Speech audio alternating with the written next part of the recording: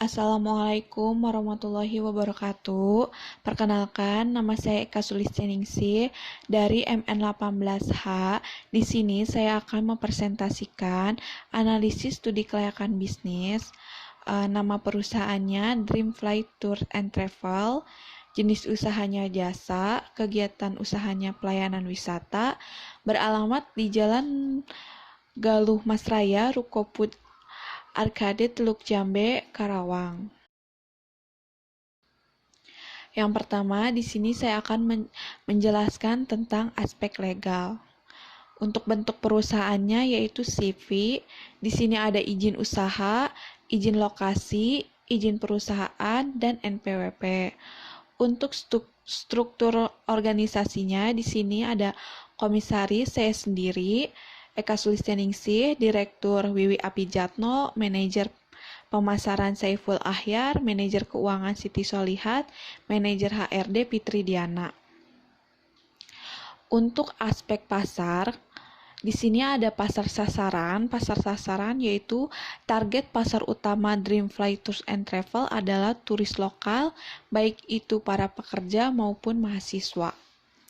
Untuk segmentasi pasarnya, di sini ada segi geografi. Target konsumen yang utama adalah masyarakat yang tinggal di Kota Karawang atau luar Kota Karawang. Yaitu yang kedua, segi demografi. Target konsumen kami yaitu semua kalangan masyarakat, golongan menengah ke atas, baik dari sekolah, perkantoran, pemerintah, maupun masyarakat biasa. Untuk segi psikografis, Dreamfly Tours and Travel disesuaikan dengan keinginan konsumen untuk menggunakan bus atau travel. Untuk segi perilaku, sesuai dengan perilaku masyarakat yang akan terus mengikuti zaman, Dreamfly Tour and Travel akan terus melakukan inovasi-inovasi menyesuaikan dengan perilaku masyarakat. Untuk pesaing, adapun pesaingnya yaitu dari Selamat Trans, Roy Tour and Travel, dan Senopati Travel Agent. Strategi bauran pemasaran. Di sini ada produk usaha ini yaitu jasa wisata. Untuk para konsumen Dreamfly Tour and Travel, jasa wisata tersebut dimulai dari akomodasi, konsumsi, hingga kebutuhan dan lain-lain. Untuk lokasinya sendiri yaitu berada di Teluk Jambe karena berada di pusat kota, dilalui dengan angkutan umum agar mudah dijangkau.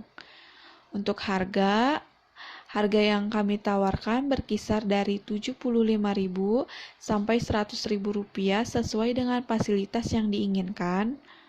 Untuk promosi, kami sering membagikan brosur di tempat umum seperti bandara, tempat wisata, stasiun kereta api, terminal, dan hotel.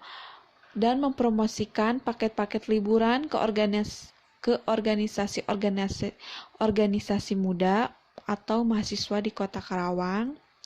Dan melakukan promosi media melalui media sosial. Untuk slide selanjutnya, di sini ada aspek teknis dan teknik. Di sini metodenya menggunakan metode penilaian hasil value. Untuk di kolom kebutuhan ada pasar, bahan baku, transportasi, tenaga kerja, dan lainnya. Di sini saya menggunakan 3 wilayah, yaitu ada Jawa Barat, Jawa Timur, dan Jawa Tengah. Berdasarkan metode penilaian hasil value, maka lokasi yang tertingginya yang dipilih yaitu daerah Jawa Barat dengan nilai 104.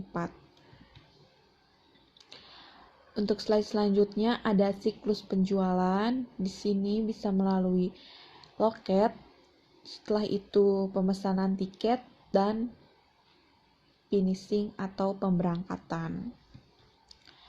Untuk layout, di sini ada pintu masuk. Sebelah pintu masuk ada ruang tunggu customer, dan sebelahnya lagi ada kamar mandi. Di depan ruang tunggu customer ada loket pembelian dan Di sebelah loket pembelian ada ruang karyawan. Untuk slide selanjutnya ada aspek finansial. Di sini ada investasi, saya investasinya sebesar 13.456 juta untuk modal kerjanya, 13.386 juta. Untuk umur ekonomisnya saya 5 tahun, cost of capitalnya 20%. Untuk penyusutan di sini investasi dikurangi modal kerja dibagi umur ekonomis, yaitu sebesar 14 juta.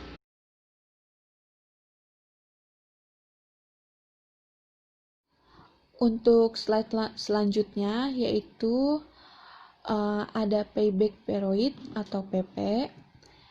Di sini ada investasi, kas bersih tahun pertama, tahun kedua, dan tahun ketiga.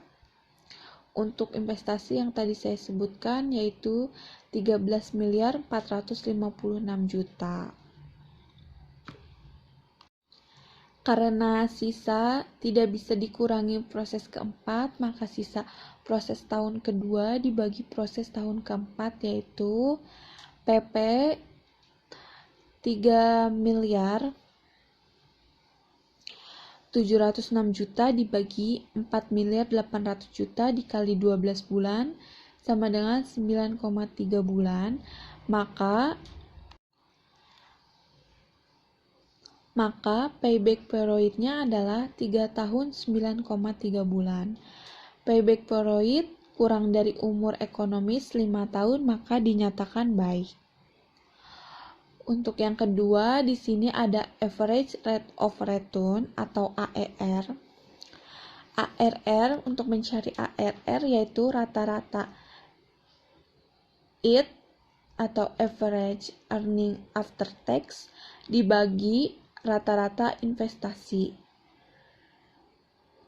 Untuk rata-rata EAT yaitu total EAT dibagi umur ekonomis. Untuk mencari rata-rata investasi yaitu investasi dibagi 2. Di sini rata-rata EAT-nya 23.500 juta dibagi 5, maka hasilnya 4.700 juta.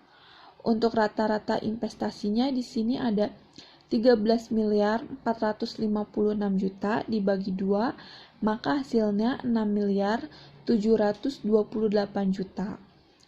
Untuk ARR-nya yaitu hasilnya 4.700 juta dibagi 6.728 juta, maka hasilnya 69,8% dibulatkan menjadi 70%. Nah, untuk slide selanjutnya di sini ada net present value atau NPV. Di sini ada tahun, IT, penyusutan, kas bersih, diskon faktor, dan VV kas bersih. Saya akan mencontohkan untuk tahun pertama. Di tahun 2018 untuk EAT-nya 4.500 juta, untuk penyusutannya 14 juta, untuk kas bersihnya 4.514 juta, untuk diskon faktornya 0,833 dan VV kas bersihnya 3.760.162.000 rupiah, dan seterusnya sampai 5 tahun. Jadi jika kas bersih setiap tahun berbeda, maka totalnya untuk kas bersih 14.075.912.000 rupiah. Untuk total VV investasinya yaitu 13.456 juta. Jadi hasil NPV-nya yaitu 619.912 rupiah. Maka NPV lebih dari 0, maka usaha dinyatakan baik.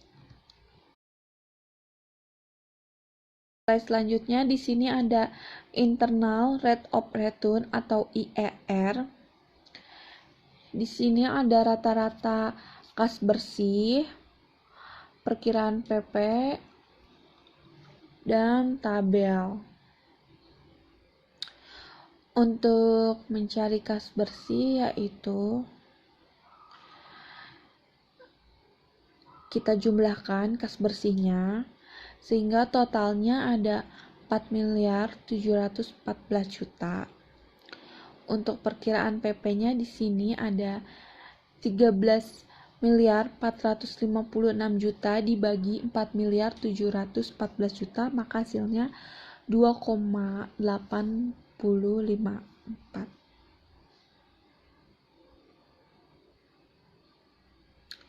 Dalam tabel A2 tahun kelima diketahui yang terdekat dengan angka 2,854 adalah 2,991 adalah 20%.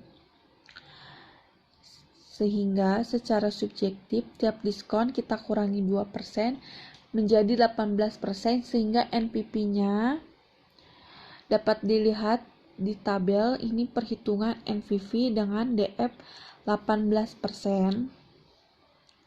Maka nilai NPV positifnya yaitu 15.807.450.000 dikurangi 13.456.000.000, maka hasilnya 2.351.450.000. Di sini ada slide selanjutnya yaitu perhitungan NPV dengan DF 20%. Nah, untuk hasil NPV-nya yaitu negatif dengan hasil 3.015.026.000 dikurangi 13.456.000.000, maka hasilnya minus 10.440.974.000. Nah, untuk slide selanjutnya yaitu kemudian jika tabel tersebut digabungkan menjadi di sini ada untuk bunga 18% dan bunga 25%. Untuk kas bersihnya masih sama. Di sini ada DF kas bersih bunga 18% dan DF kas bersih dengan bunga 25%. Untuk total kas bersih bunga 18% yaitu 15.807.450.000. Untuk total investasinya yaitu 13.456.000.000. Untuk total kas bersih bunga 25% yaitu 13.015.026.000. Dan untuk total investasinya yaitu 13.456.000.000. Untuk NPV-nya di sini untuk C1 2.351.450.000 dan untuk C2-nya yaitu minus 10.440.974.000. Nah, untuk slide selanjutnya di sini ada Profitability Index atau PI. Rumus yang digunakan untuk mencari PI yaitu sigma VV kas bersih dibagi sigma VV investasi dikali 100%. Maka jika kas bersih berbeda setiap tahun, maka untuk mencari PI yaitu di sini 14.075.912.000 dibagi 13.456.000.000 dikali 100%, maka hasilnya 1,05% kali dibulatkan menjadi 1,1 kali, maka PI-nya lebih besar dari 1, maka diterima dengan baik. Untuk slide terakhir yaitu kesimpulan. Di sini ada alat ukur, hasil pengukuran, dan keterangan. Untuk yang nomor 1, untuk payback, peroid, PV, hasil pengukuran 5 tahun, hasil pengukurannya 3 tahun, 9,3 bulan, keterangannya baik.